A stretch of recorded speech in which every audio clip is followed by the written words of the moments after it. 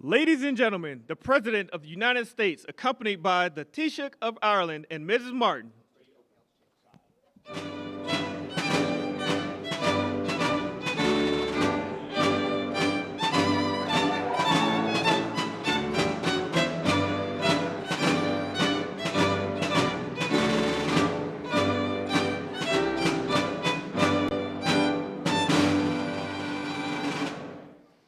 Well, thank you very much. It's a great honor. Great people. A lot of Irish friends right there. A lot of very, very good Irish friends. But thank you all for being here. Even though it's still a few days away, I want to be the first to wish each and every one of you a very happy St. Patrick's Day. It's a big day. And as a lifelong New Yorker, nobody knows the Irish better than me. I know too much about the Irish. So let me begin by saying I really do. I love the Irish. I've had great, great friends over the years, and I love the Irish, special people. And I've been to Ireland many times. I have a lot of property in Ireland, actually, and it does very well, so I like it. If it didn't do well, I wouldn't like it. But I'm always struck by the awesome beauty of the Emerald Isle and the strength and warmth and grit and grace of the Irish people. Very few people can compare. Today we're delighted to welcome Taoiseach Micheál Martin, a very special man doing incredibly well and very popular, and his beautiful wife, Mary. And I want to thank you both for being here, the first official visit to the White House. So thank you very much for being here with us. Thank you. Thank you.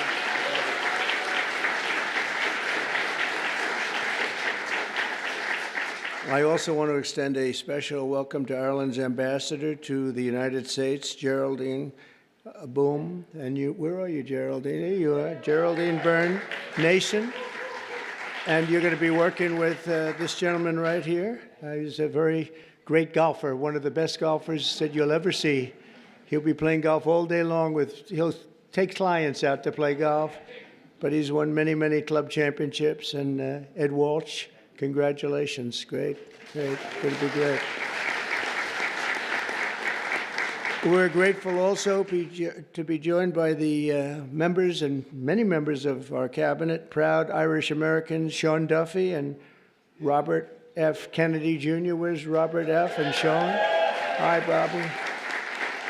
I knew that, let's see, Duffy we knew, and Kennedy we knew. Some of you I wasn't as sure. Pam Bondi, I don't know. Are you Irish? Are you Irish? I don't know, with that name, I can't figure that out. She's doing a hell of a job, I'll tell you. That Attorney General Pam Bondi, Secretary of Energy.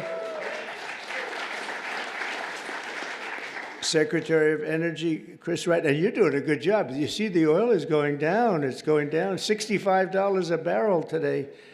You're doing better than I even thought, because everything else is going to be coming down with it. All those expensive goods that you had to suffer with for 4 years are all coming down.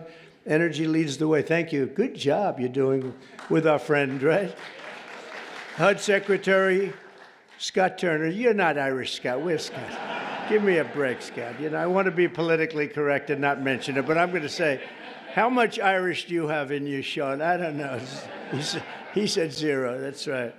Secretary of Veterans Affairs, Doug Collins. Thank you, Doug. You're Irish. EPA Administrator Lee Zeldin. He's one of the most important guys. He's going to get those approvals. A nuclear power plant will take less than 2 weeks to get approved, right, Lee? Huh? They used to take 15 years. We're going to do it in a couple of weeks. U.S. Trade Representatives Jamieson Greer. Where are you, Jamieson? Jamieson Greer. Thank you, Jamieson. And I also, there's a very special man here that I've been watching a long time. One of the greatest dancers ever in the world. Michael Flatley is around here someplace. There's nobody like this guy. Great, Michael. I've watched him, Radio City. I've watched you a lot, Michael. His feet, the way they moved. I don't know how the hell you do it. Can you still dance like that, or is Father Time caught up? You know, Father Time has never lost. You know that, right? But you're doing great. You look fantastic. Also with us are Representatives John McGuire. John. Hi, John. Good. Bill Heisinger. Bill, thank you. Ronnie Jackson, Doc Ronnie as I call him, even though he's a congressman. Special guy. John Joyce. John. Thank you, John. David Joyce. David. Thank you. And Guy Resenshaw. You know that Resenshaw. That's actually the way you pronounce it, you know. Nobody else gets it right. I got it right, but it's a hell of a name. Despite that, he's very successful at what he does, which is politics. And he's a great guy. Thank you, Guy. We have come together to this beautiful White House this evening for the annual Shamrock ceremony, a living symbol of the long and unique friendship between Americans and the Irish. And we're always going to have that friendship, just like we have a great friendship. We'll always have that very special friendship. This wonderful tradition dates back to 1952, when the first Irish ambassador to the United States sent President Truman a box of shamrocks as a gesture of goodwill. You hear that, Walsh? The first. You're not the first. You're, I don't know what you are. What number are you? Do you have any idea? It's been a long time, right? Let's see. I could figure it out pretty easily. The bond between our nations is the old America itself, and it is as old as our country. So many Irish volunteers risked their lives in the American Revolution, and George Washington described Ireland as, quote, the friend of my country in my country's most friendless day, meaning Ireland stuck with us when we were not doing so well, when it was looking pretty bad. Irish heritage gave us the boldness of Andrew Jackson. I didn't know Andrew Jackson was Irish. The brilliance of F. Scott Fitzgerald, Henry Ford, and Walt Disney, and the leadership of the late, great President Ronald Reagan.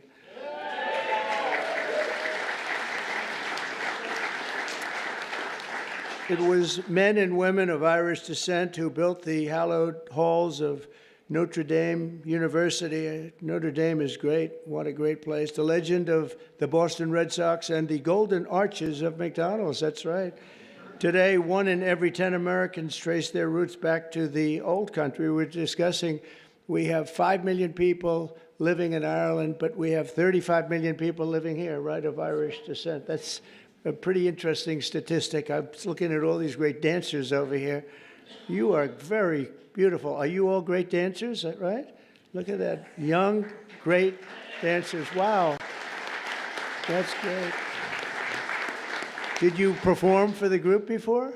Because I heard somebody was doing really fantastic. They said these people are fantastic. I didn't get to see you. Do you want to do it again? Okay, well, we might have them do it again. I heard you did a fantastic job. Thank you.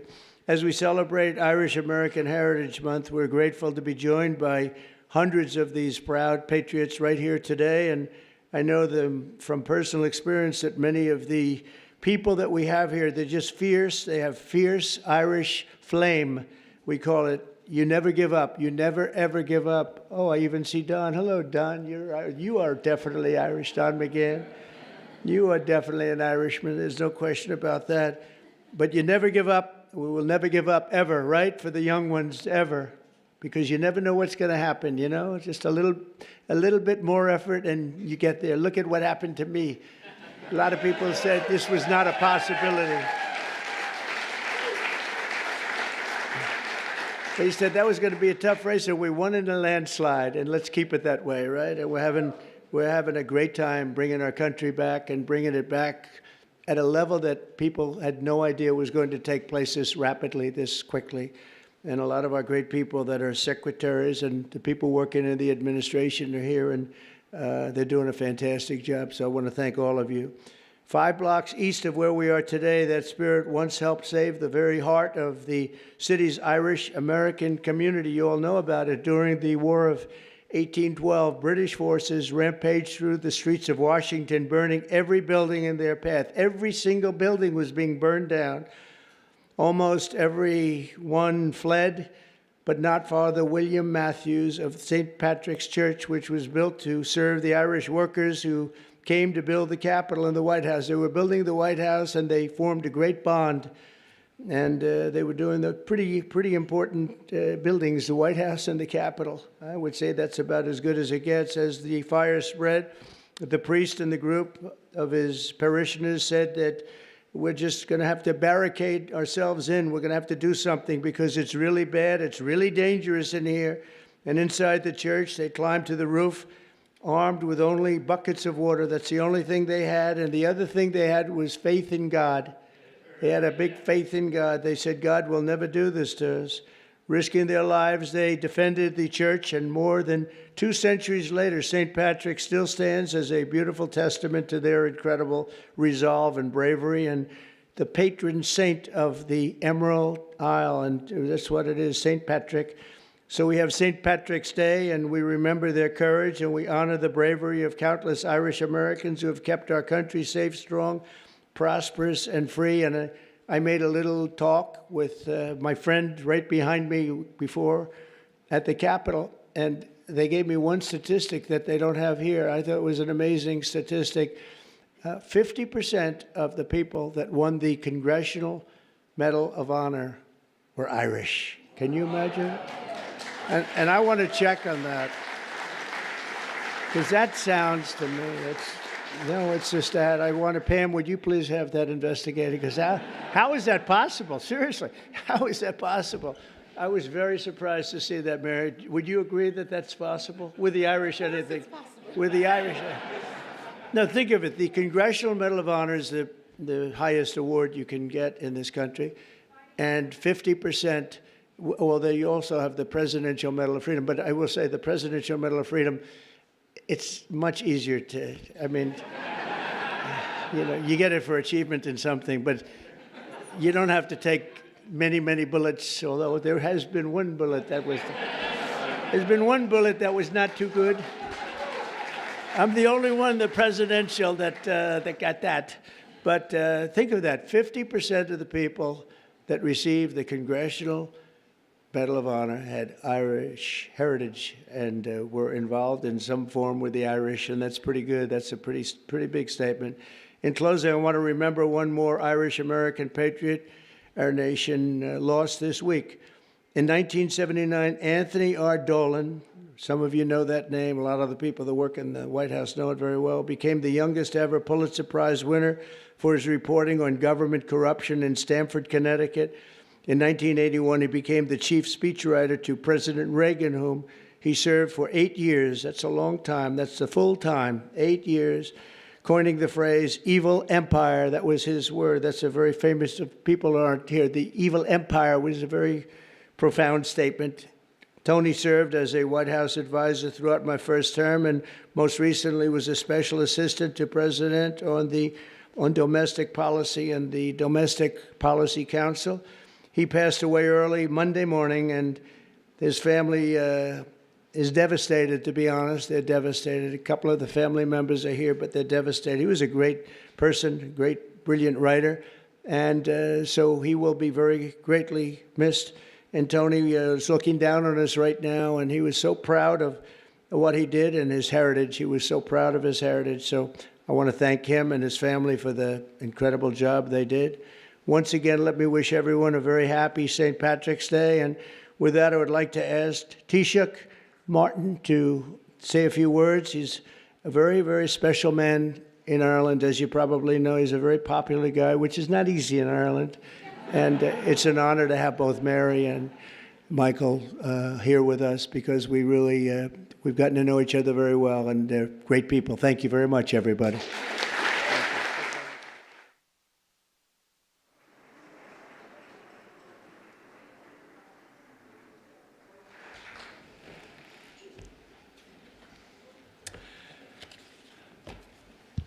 President Trump, distinguished guests, it is a singular honour to represent the people of Ireland as we gather to celebrate St. Patrick's Day. The time-honoured tradition of the Shamrock Bowl ceremony is an important moment to reflect upon the relationship between our two countries. Mr. President, as you said on an earlier St. Patrick's Day, and I quote, "Through trial and triumph, ups and downs, thick and thin, the extraordinary Irish people have stood by America's side, and America will always stand by theirs." Our peoples have stood side by side for a long time. And next year, the United States marks the 250th anniversary of the Declaration of Independence. Of the 56 signatories of that historic document, 3 were born on the island of Ireland, and many others were of Irish descent. Since then, Irish America has been at the heart of shaping this great nation. The ideals of liberty, democracy, and equality of opportunity forged in this country did much to inspire Irish independence. Our histories are interconnected because our people are interconnected. Today, as the President has said, more than 30 million people claim Irish ancestry in the United States. Those who came to America seeking refuge from poverty and hunger at home worked hard. They helped build the railroads that connected this country and the skylines that defined it. Others served their communities and their adopted home as firefighters, teachers, nurses, doctors, policemen, and soldiers. Irish people can now be found in almost every industry and community across the United States. Mr. President, Irish Americans have lived the American dream.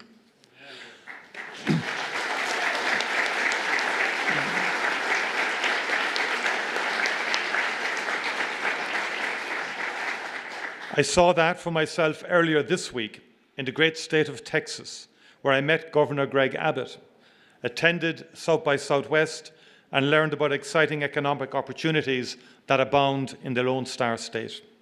I met with Texan-based companies using Ireland as a gateway into the European market, as well as the Irish companies investing in and buying from Texas.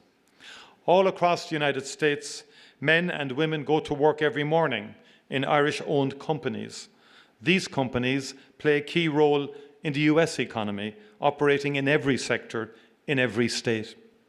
Some of your great American manufacturing companies count Irish buyers as their top client, with order books worth many billions of dollars supporting the jobs of thousands of fantastic American workers. Ireland is now in the top 10 as a source of foreign direct investment in the United States. Not bad for a small island.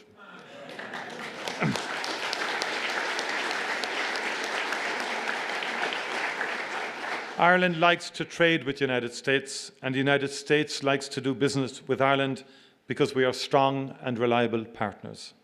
Mr. President, let's do even more and better together.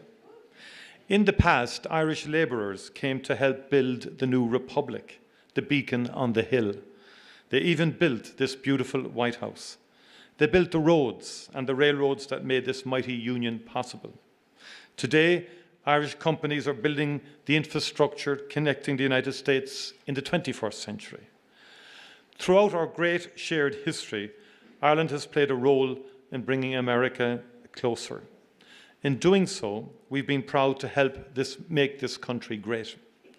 Mr. President, American companies continue to invest in Ireland, where our access to the European market, talented workforce, and consistent and stable business environment makes us one of the best places in the world to do business.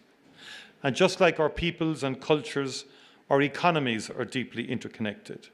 Investment in Ireland helps American companies sell their products across the world.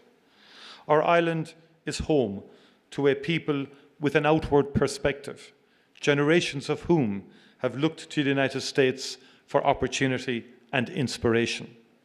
We've built prosperity through free and fair trade with partners all over the world, and particularly here in these United States.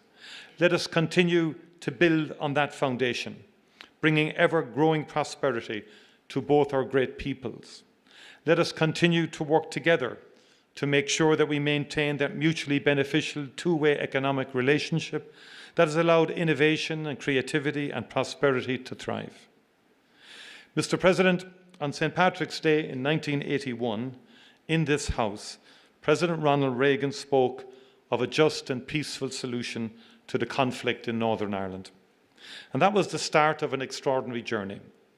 17 years later, after enormous effort and commitment and dialogue and disagreement and sheer perseverance, we signed the Good Friday Agreement.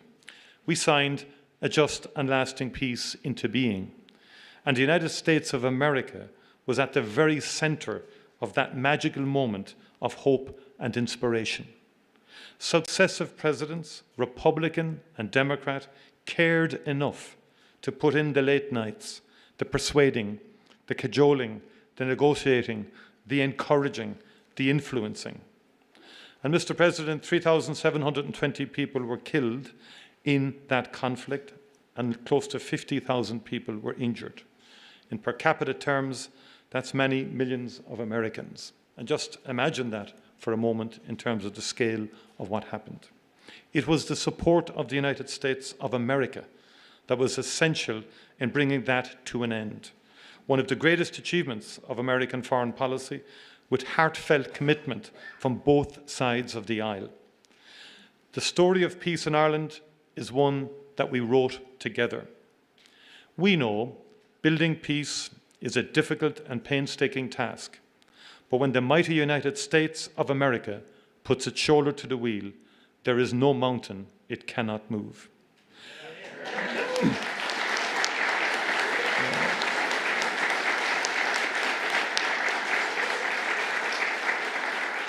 Mr. President, I welcome the unrelenting focus and energy you have brought to the search for peace in Ukraine and in the Middle East since your first days in office.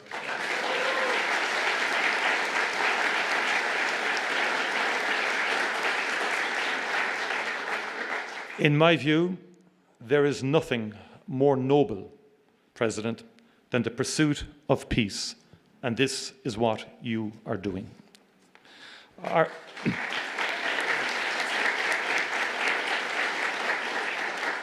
Ireland is ready to work with you and our international partners to end conflict and especially to bring just, lasting and sustainable peace to the people of Ukraine and the people of the Middle East. Conflict and war hurt the most vulnerable. Too many children in particular have died in Gaza, in Israel, in Sudan, and too many children have been abducted in Ukraine. Let us together never cease to strive for peace, prosperity and opportunity for all the world's children. That would be an extraordinary achievement for the transatlantic relationship and an extraordinary legacy for the ages. Mr. President, County Clare is one of the most beautiful places on this earth. And Doonbeg is one of its finest jewels. One of Ireland's finest poets, and we've had a few, as you know, wrote of the beauty of County Clare along the flaggy shore in September or October, when the wind and the light are working off each other. And Heaney wrote of how Ireland can catch the heart off guard and blow it open. I have been to that part of Clare, and I know that that is true. Mr. President, I hope that we can welcome you to Ireland soon to catch your own heart off guard. You know better than anyone the beauty of Doonbeg, a place that would take anyone's breath away. Gorv míle amahagut, Banachdi na féle Pádraig Orv Galéir. Thank you very much indeed, and happy St. Patrick's Day to you all. Thank you.